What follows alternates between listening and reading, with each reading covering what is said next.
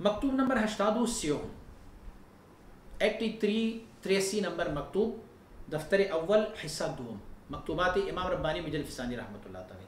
یہ مکتوب شریف جناب بہادر خان صاحب کی طرف صادر کیا ہوا ہے اس بارے میں کہ ظاہر کو باطن کے ساتھ جمع کر لے اور شریعت کو حقیقت کے ساتھ جمع کر دے.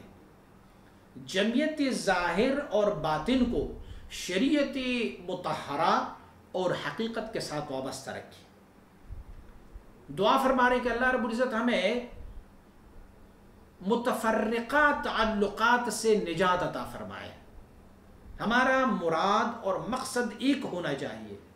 جو تعلقات شتہ اور جو مختلف اور متفرق تعلقات ہوتے ہیں رب کائنات ہم ان سے محفوظ رکھیں، ہمیں ان سے محفوظ رکھیں اور بکلیت اپنی جناب کی گرفتاری عنایت فرمائے.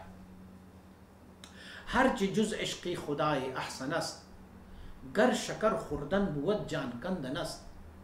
جو بھی اللہ رب العزت کے عشق کے سوا جو بھی ہے نا، جو بھی ما سوی اللہ ہے، جیسے میں ابھی پہلے مکتوب میں بیان کر چکا ہوں کہ ما سوی اللہ سے کیا مراد ہے، تو جو بھی ما سوی اللہ ہے فرماتے ہیں اللہ رب العزت کی عشق کے علاوہ جو کچھ بھی ہے گر کہ وہ شکر کا نہ ہو فی الحقیقت وہ جان کنی ہے، مرنے کے مترادف ہے.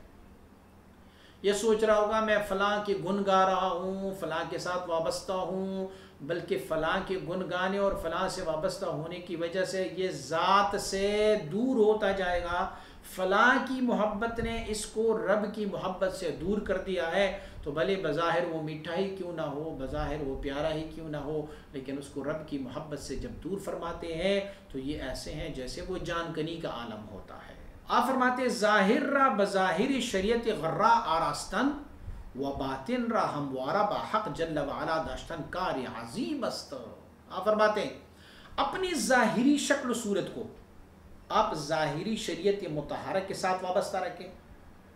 یہ مت کہیں کہ بھئی ظاہر طور پر میں ایسا ہوں، میں سنت مطہرہ کی پابند نہ ہوں، لیکن داڑھی تو دل میں ہوتی ہے، انما الاعمال بالنیات ہوتی ہے، تو کیا ضرورت ہے میں اپنے ظاہر کو ایسے بناؤں. نہ شریعت تو ظاہر کو دیکھتی ہے، شریعت آپ کے ظاہر کو دیکھتی ہے. بہت سارے ایسے لوگ ہیں جو تصوف کے دعوے دار ہیں، جو مشیخیت کے دعوے دار ہیں، نماز نہیں پڑھتے. اگر آپ ان سے پوچھیں گے نماز کیوں نہیں پڑھتے، کہ میں تو مکہ میں جا کے پڑھتا ہوں، میں تو حرم شریف میں جا کے پڑھتا ہوں، میں تو روز وہاں پر حاضری ہوتی ہے میری. نانا یہ بالکل جائز نہیں ہے. حضور نبی اکرم صلی اللہ علیہ وآلہ وسلم مبارک آپ مکہ معظمہ میں رہیں تو مکہ معظمہ میں ہی نماز ادا کیا کرتے ہوتے تھے، اور جب آپ مدینہ منورہ تشریف لائے تو پھر کسی کو نہیں کہا کہ میں مدینہ سے مکہ میں جا کے نماز پڑھتا ہوں. حضور تو یہاں پر مسجد نبوی شریف میں ہی تشریف فرما ہوتے تھے، یہاں پر ہی نمازیں پڑھتے ہوتے تھے. تو کیا اس بندے کا مرتبہ بھی حضور سے افضل ہے؟ نہ شریعت مطہرہ بھی ظاہر کو دیکھتا ہے، تو آپ اپنے ظاہر کو ظاہر شریعت مطہرہ سے جو حضور نبی اکرم صلی اللہ علیہ وسلم کی لائے ہوئے دین ہے اس سے مزین کر لے، اور اپنے باطن کو اپنی رب کے ساتھ وابستہ رکھے. فرماتے یہ ایک بہت بڑا کام ہے. اگر کسی کو یہ دولت ملی نا کہ ان کا ظاہر شریعت مطہرہ کے ساتھ اور باطن اپنے رب کے ساتھ وابستہ رہا، تو ان کو بہت بڑی دولت ملی. تا کدام صاحب دولت را بعید دو نعمت عظما مشرف سازندہ. فرماتے دیکھو اللہ کریم وہ کون سا بندہ ہوگا کہ جس کو رب کائنات ان دو نعمتوں سے، بہت بڑے جو دو نعمت ہے، اس سے اللہ رب العزت اسے مشرف فرمائے کہ ظاہر ان کا شریعت مطہرہ کے ساتھ رہے اور باطن رب کائنات کے ساتھ وابستہ رہے. امروز جمع دو نسبت بلکہ استقامت بر ظاہر شریعت تنہا نیز بسیار عزیز الوجود است. فرماتے آج کل مجدد رحمۃ اللہ تعالی اپنے زمانے کا واقعہ سنا رہے ہیں، ہم تو ان سے 450 سال بعد ہیں، 450 سال پہلے کی آپ بات سنا رہے ہیں.